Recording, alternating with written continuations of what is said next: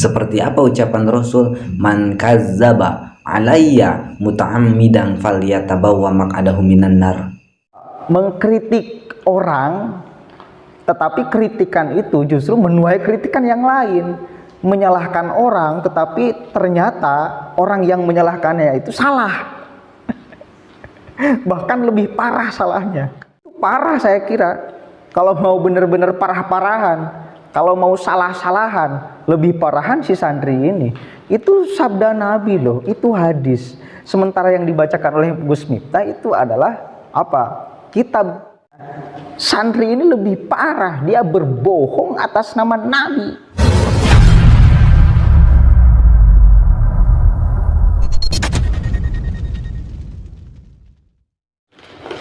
Assalamualaikum warahmatullahi wabarakatuh. Hamdan syukranillah, amma ba'd. Salam sejahtera untuk kita semua. Semoga kita tetap berada di jalur yang diinginkan oleh Allah dan diridhoi oleh Allah Subhanahu wa taala.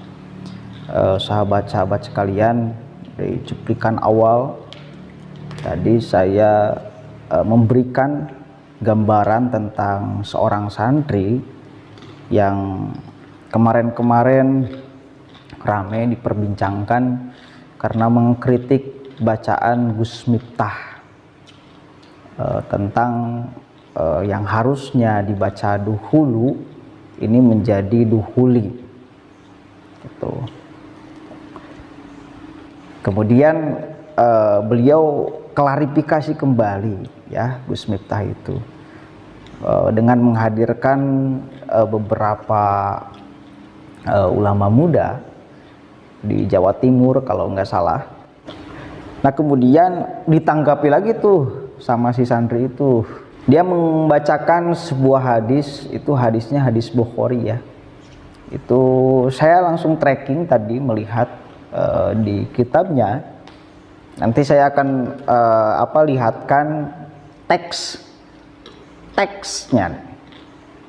benar enggak. Kalau misal kita tidak pernah mendengar hadis ini atau mendengar tetapi kurang memahami, kedengarannya biasa-biasa saja. Tetapi kalau kita mau telisik secara mendalam pembacaan sang santri tersebut, channel calon mubalig ya kayaknya, nggak tahu, lupa lagi saya. Itu parah kalau kita melihat secara teks dan konteks. Maknanya itu jauh sekali.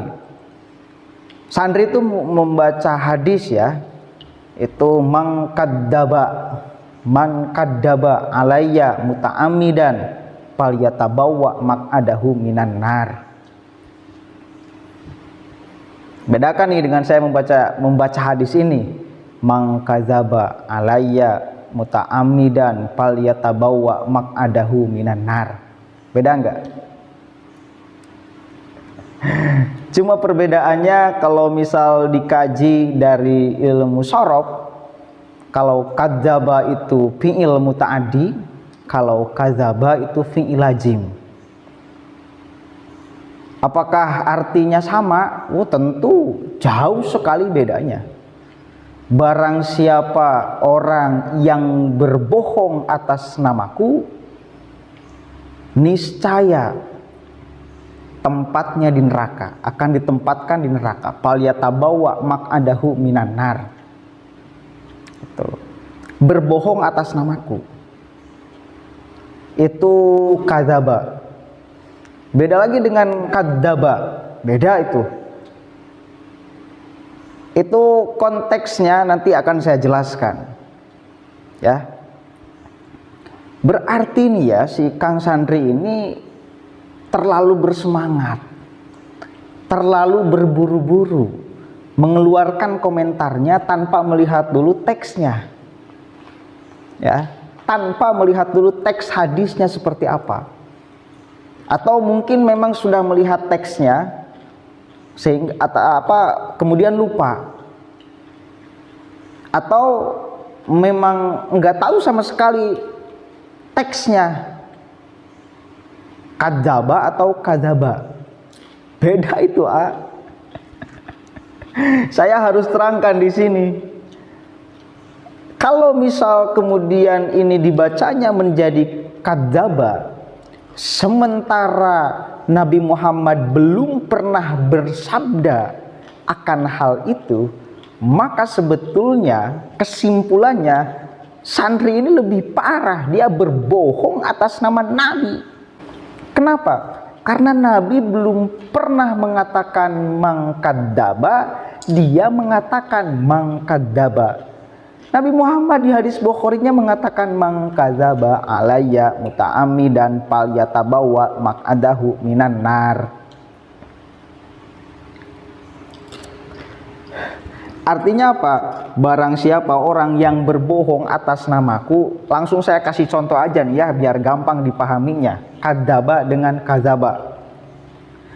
Kalau kadzaba, misal Nabi Muhammad bersabda atau Nabi Muhammad tidak pernah menghalalkan mencuri. Kemudian kita ngomong nih ke khalayak banyak, para jamaah, Nabi Muhammad pernah bersabda bahwa mencuri itu boleh atau bahkan wajib. Dan dia mengklaim Nabi Muhammad untuk berbohong. Mengatasnamakan Nabi Muhammad. Padahal sama sekali Nabi Muhammad belum pernah mengatakan hal tersebut. Itu maksudnya mangkadzaba alayya muta'ammidan falyatabawa maq'adahu minan nar. Paham ya? Terus kemudian kadzaba. Bagaimana contohnya kadzaba?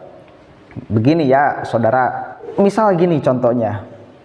Nabi Muhammad menyuruh kita agar komunikasi dengan Allah itu lewat sholat. Kemudian kita menolak. Ya. Nah itu contoh kadzaba. Beda enggak? Beda jauh, saudara. Kalau kemudian kita memahami secara detail kalimat atau bahasanya, itu parah saya kira.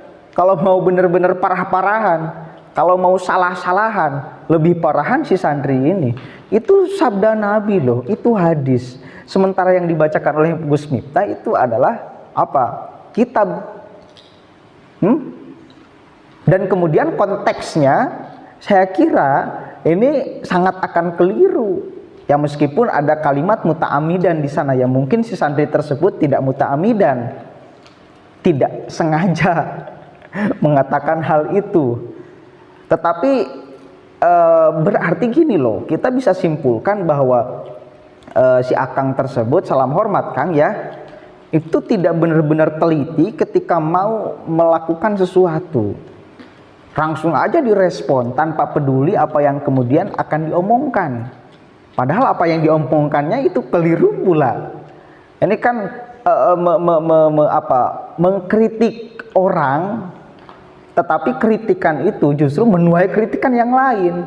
Menyalahkan orang, tetapi ternyata orang yang menyalahkannya itu salah. Bahkan lebih parah salahnya. Allahu Akbar. Oke, saudara, saya santri, antum santri, mari kemudian kita lihat sesuatu itu secara meluas. Apalagi kemarin juga saya sebetulnya ingin kemarin mengkritik si Akang ini ya, dari kemarin pernyataan pengharaman, pentidakbolehan seorang karena konteksnya lagi mengkritik Gus Miftah, kemudian ada kalimat di dalam videonya yang mengatakan bahwa seorang muslim tidak boleh masuk ke dalam gereja kemudian mencampur adukan agama, ya, seolah-olah kan menuduh bahwa Gus Miftah itu masuk ke gereja untuk mencampur adukan agama.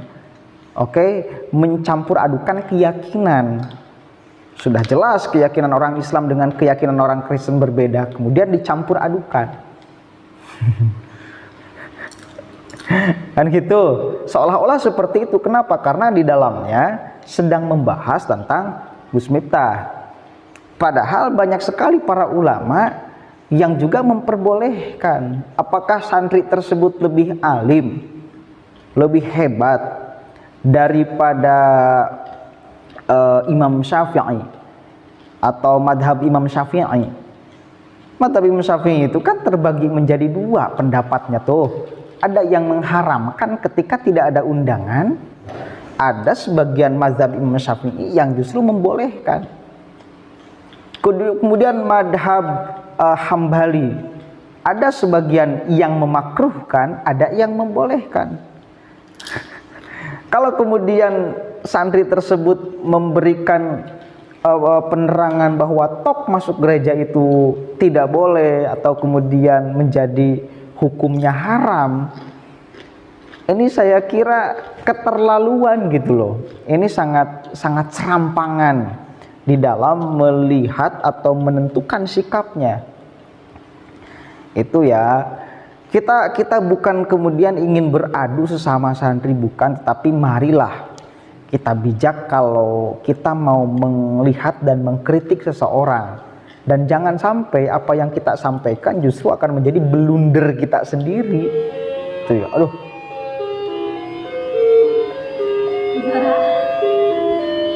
Jam 9 saudara.